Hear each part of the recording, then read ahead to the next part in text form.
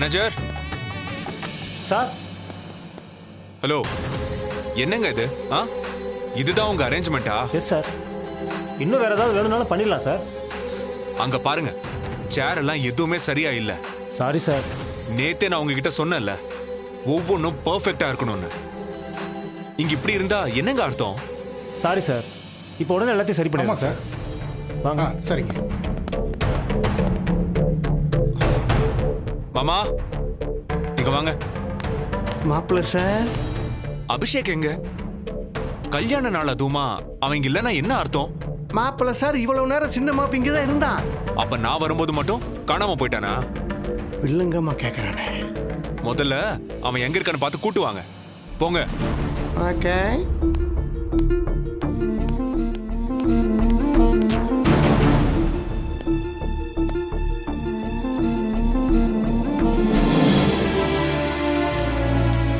இப்ப நான் அபிஷேக எங்க போய் தேடுறது? எங்க இருக்கானோ, எப்படி இருக்கானோ?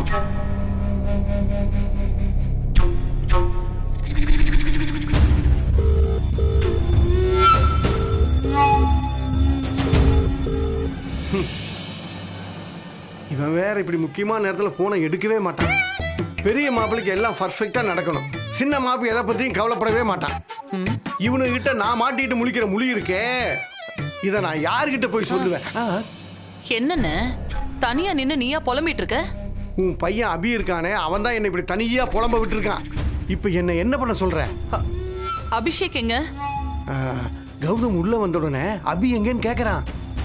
எங்க தேடினாலும் அபி ஆளையே காணோம். இங்கதான் எங்கேயாவது இருப்பான். இதெல்லாம் ஒரு பிரச்சனையா? ஐயோ, இங்க எல்லாமே பிரச்சனை தான். நேற்று நைட்டு ஃபுல்லா அவன் ஃப்ரெண்ட்ஸுகளோட நல்லா பார்ட்டி பண்ணி எங்கேயாவது படுத்துட்டு இருப்பான். கௌதம் அவனை கூட்டிட்டு வர சொன்னானே, இது பிரச்சனை இல்லையா? அண்ணே, நீங்களா ஏதாவது சொல்லிட்டு இருக்காதீங்க. என் பையன் ரொம்ப நல்ல பையன். அவன் அப்படிலாம் எதுவும் பண்ண மாட்டான். உன் பையன் நல்ல பையன், உன் பொண்ணு நல்ல பொண்ணு, நான் மட்டும்தான் கெட்டவன் இல்ல? இங்க பாரு, உன் பொண்ணுன்னு தான் ஞாபகம் வருது. நீ மாயா விஷயத்துல என்ன முடிவு பண்ணிருக்க? அதெல்லாம் பக்காவா ஒண்ணு ரெடி பண்ணிட்டேன். என்ன ரெடி பண்ணிருக்க?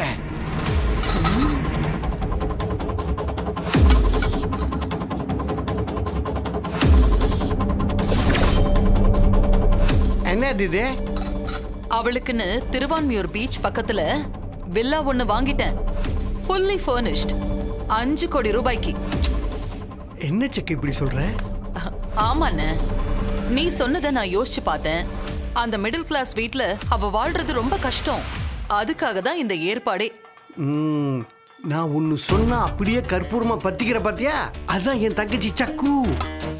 நீ சரியான முடிவு எடுத்திருக்க சக்கு. நீ இப்படி ஒரு புத்திசாலித்தனமா முடிவெடுக்கலைன்னா அவங்களுக்கும் பிரச்சனை, நமக்கும் பிரச்சனை. ஆமாண்ணே.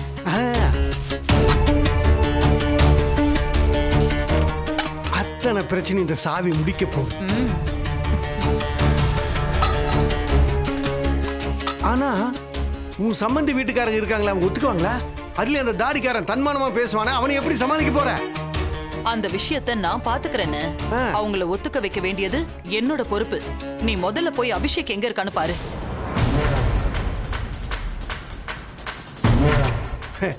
கவலைப்படாத, அபிஷேக நல்லபடியா கூட்டிட்டு வந்து கௌதம் முன்னாடி நிக்க வைக்கிறது என்னுடைய பொறுப்பு.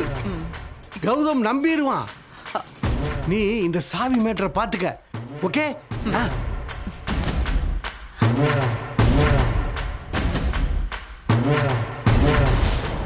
பாத்தியா, இந்த வீட்டில் இருக்கிற ஒவ்வொருத்தரும் கௌதம ஏமாத்துறாங்க. நான் சொன்னாலும் கௌதம் அதை நம்ப மாட்டேங்கிறான்.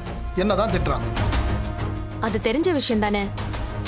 இப்ப எதுக்கு இதை ஆரம்பிக்கிற? முதல்ல கல்யாணம் நல்லபடியா முடியட்டும், அதுக்கப்புறம் பாத்துக்கலாம். அதுக்காக என் கண் முன்னாடி நடக்கிறத பார்த்துக்கிட்டு சும்மா இருக்க சொல்றியா? இப்போ கௌதம்க்கு கல்யாணம் வேற நடக்க போகுது. இப்போ வாச்சும் இதெல்லாம் புரிஞ்சுக்கணும், இல்லைன்னா ரொம்ப கஷ்டம். இங்க பாரு, நீ எதுக்கு டென்ஷன் ஆகுற? நீ டென்ஷன் ஆகி கௌதமே டென்ஷன் ஆகாத. நீ சொல்றது அத்தனையும் உண்மைதான். ஆனா எவ்வளவு நாள் இவங்களால இப்படி பண்ண முடியும்? ஒரு நாள் உண்மை தானா வெளியில வரும், அப்ப பாத்துக்கலாம். இங்க பாரு, இப்ப நமக்கு முக்கியம் மாயா கல்யாணம் நல்லபடியா முடியுது. அப்புறம் கௌதம் கல்யாணம் நடக்கணும். அது மட்டும் பாருப்போ. வா போலாம்.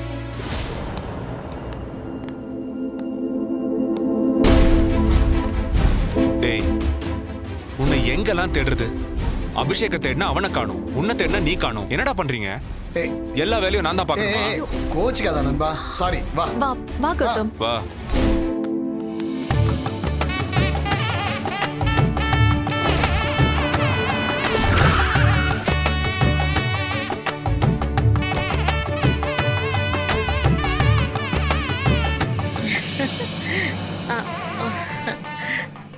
மேடம் நீங்க கௌதம் பழனிசாமி கல்யாணத்துக்கு தான் வந்திருக்கீங்களா? வாட்? கல்யாணத்துக்கு வந்திருக்கீங்களாவா? ஹலோ, நாங்க தான் மாப்பிள்ளை வீட்டுக்காரங்களே. இது யார் தெரியுதா? இவன் தான் மாப்பிள்ளை. மாயாவை கல்யாணம் பண்ணிக்க போறவன் என் பையன். அதாவது அவனுக்கு நான் அம்மா. ரேணுகா, ரெண்டுமே ஒண்ணுதான். சரிங்க, சும்மா இருங்க. உங்க பையன் தான் கௌதம் பழனிசாமியோட தங்கச்சியை கல்யாணம் பண்ணிக்க போறாரா? இன்ட்ரெஸ்டிங். உங்களை பத்தி சொல்லுங்க மேடம். ஓ, ஆக்சுவலி இன் 1988 நான் மிஸ் கோயம்புத்தூர்.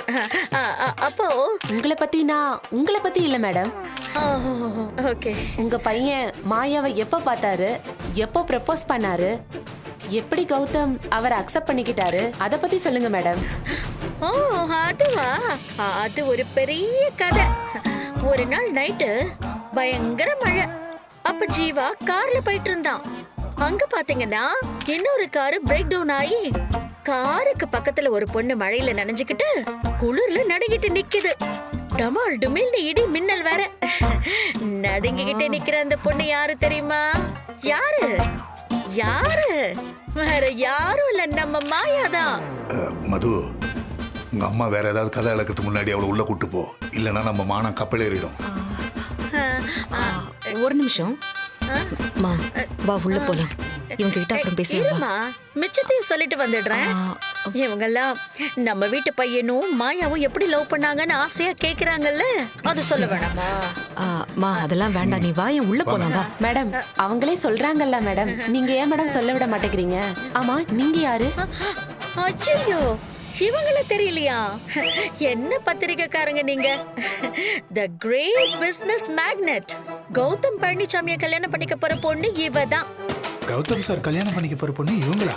ஏங்க, ரீசெண்டா டிவில கூட அவர் மோதிரம் கொடுத்து இவளை ப்ரப்போஸ் பண்ணாரு. அது கூட வைரல் ஆச்சு. நீங்க பார்க்கலையா? ஓ, அது நீங்களா? மேடம் நீங்க சொல்லுங்க, நீங்க எப்ப கௌதம பாத்தீங்க? கௌதம் தான் உங்களுக்கு ப்ரப்போஸ் பண்ணாரா? இவ்ளோ பெரிய ஆளை கல்யாணம் பண்ண போறீங்க, ஆனா ரொம்ப சிம்பிளா வந்திருக்கீங்க. உங்க கல்யாணத்தை பத்தி சொல்லுங்க மேடம்.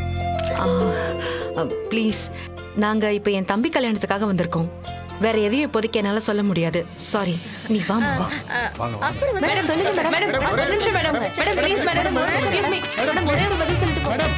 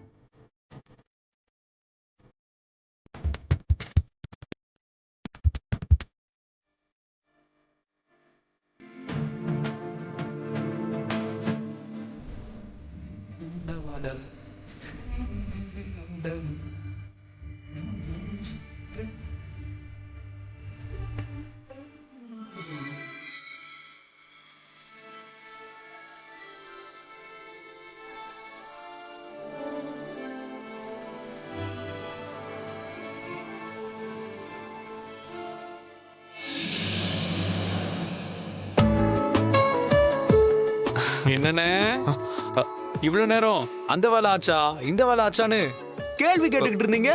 ஆமா, இப்ப ரொம்ப அமைதியா வரீங்க. எல்லாம் எனக்கு தெரியும்ண்ணே. அங்க பார்த்ததெல்லாம் போதும்ண்ணே. கல்யாண வேலையை பார்க்கலாம் வாங்க. டேய் நீ போடா போடா.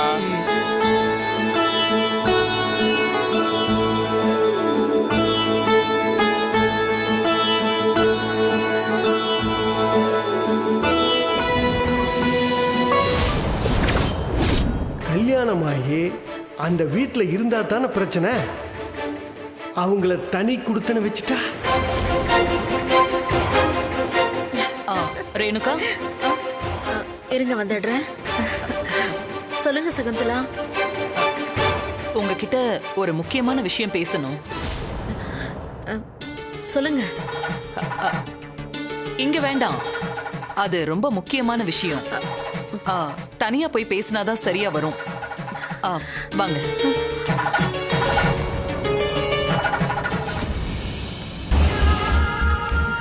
என்ன சகு, ஏதாவது பிரச்சனையா? தனியா பேச வாங்கன்னு கூப்பிட்டாலே ஏதாவது பிரச்சனையா? என்னங்க நீங்க? நாமெல்லாம் ஒரே குடும்பம் ஆயிட்டோம். இனிமே என்ன பிரச்சனை? சரி சரி, சொல்லுங்க. நான் நல்லா யோசிச்சு பார்த்து ஒரு முக்கியமான முடிவெடுத்திருக்கேன். அத முதல்ல உங்ககிட்ட தான் சொல்லணும். ஏன்னா ஒரு அம்மாவோட மனசு இன்னொரு அம்மாக்கு தானே புரியும். அது மட்டும் இல்ல, இது உங்களுக்கும் ரொம்ப சந்தோஷத்தை தரக்கூடிய ஒரு விஷயம். அதனாலதான் உங்ககிட்ட முதல்ல சொல்லணும்னு நான் ஆசைப்பட்டேன். அப்படியா? அப்படி என்ன நான் சந்தோஷப்படுற மாதிரி விஷயம்?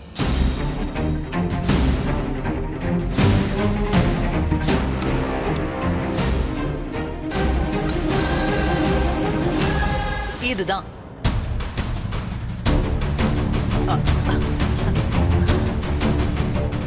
என் பொண்ணும் உங்க பையனும் சந்தோஷமா இருக்கணுங்கிறதுக்காக தனியா ஒரு வீடு வாங்கியிருக்கேன்.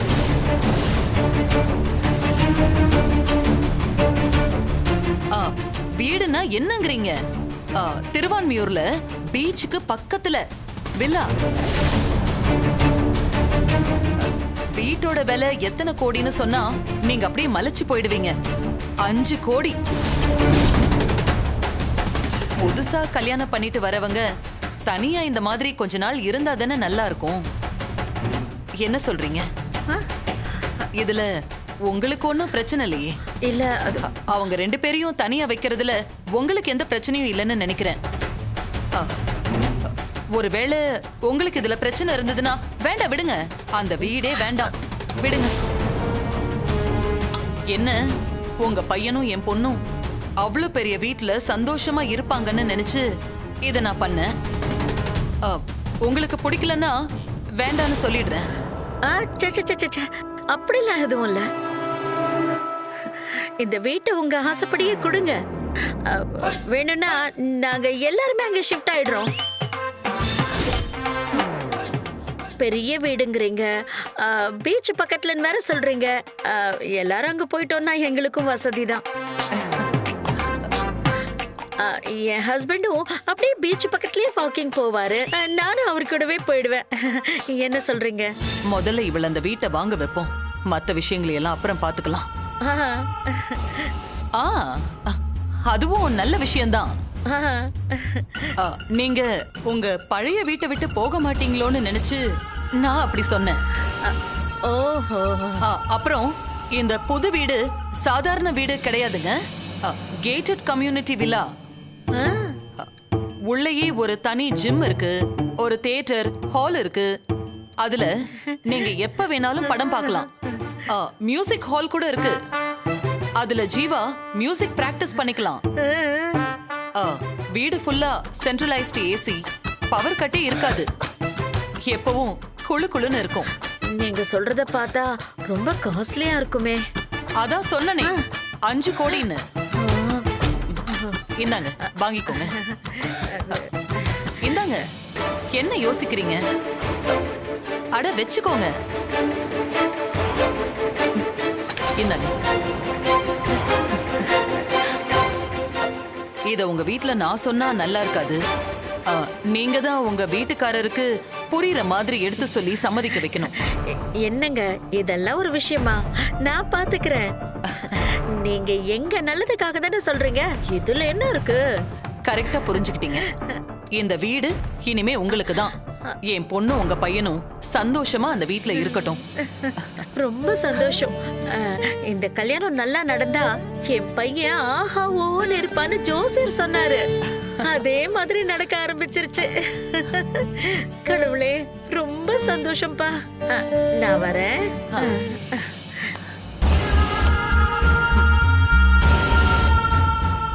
கரெக்டா நான் விரிச்ச வலையில நான் நினைச்ச மாதிரியே வந்து விழுந்துட்டா. இனிமே நாம கவலைப்பட வேண்டியதே இல்ல. மாயாவோட பிரச்சனை ஒரு முடிவுக்கு வந்தாச்சு.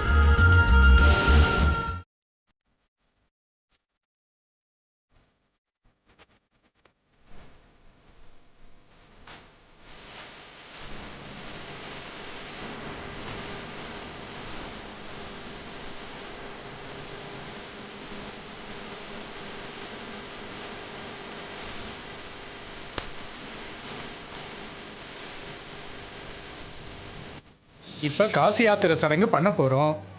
இந்த காலத்து பசங்களுக்கு காசி யாத்திரைன்னா என்னன்னே தெரியாது. அதனால காசி யாத்திரை சடங்கை பத்தி கொஞ்சம் சொல்லுங்க, எல்லாரும் தெரிஞ்சுக்கிட்டோம்.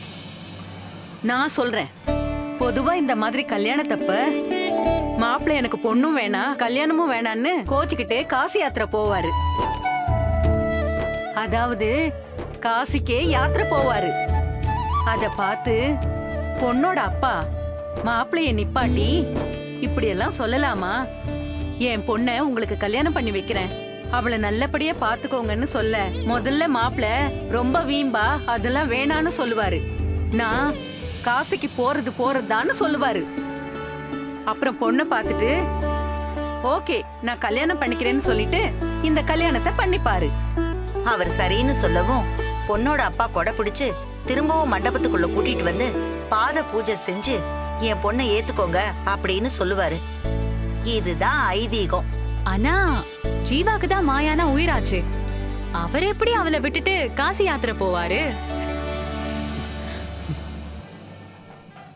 அதன ஏடா மாயா வேணான்னு சொல்லிட்டு நீ போறியா என்ன? ரேணுகா, அவங்க சம்பிரதாயப்படி என்ன நடக்கணுமோ அது நடக்கட்டும். இப்ப நீங்க காசி யாத்திரை போங்க. பொண்ணோட அப்பா உங்களை உள்ள கூட்டிட்டு வரட்டும். சரிங்க ஐயரு. பொண்ணுக்கு தான் அப்பா இல்லையே.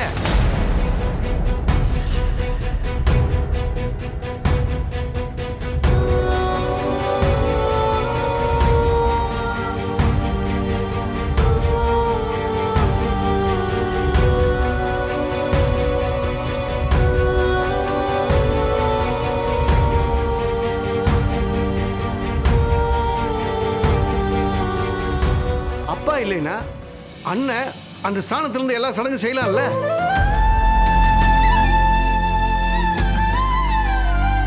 தாராளமா செய்யலாமே. அப்போ ஒரு நிமிஷம் இருங்கோ. பொண்ணோட அண்ணன் அபிஷேக் அவன் தான் இந்த சடங்கெல்லாம் செய்யணும்.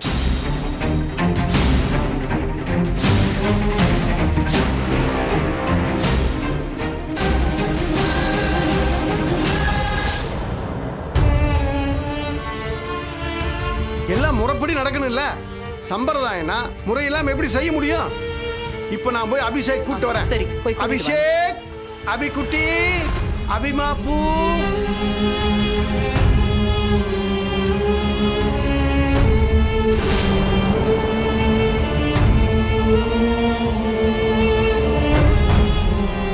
மாயா கல்யாணத்துக்காக பார்த்து பார்த்து பண்ணதெல்லாம் கௌதம்.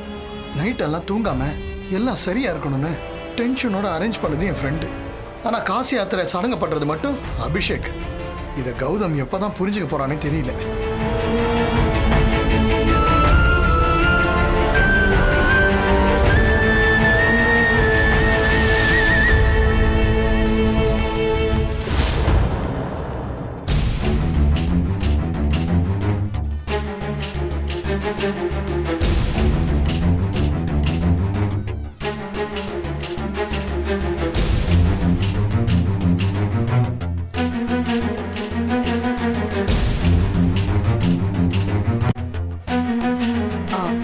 சரி நான் போய் என்னன்னு பார்த்துட்டு வரேன்.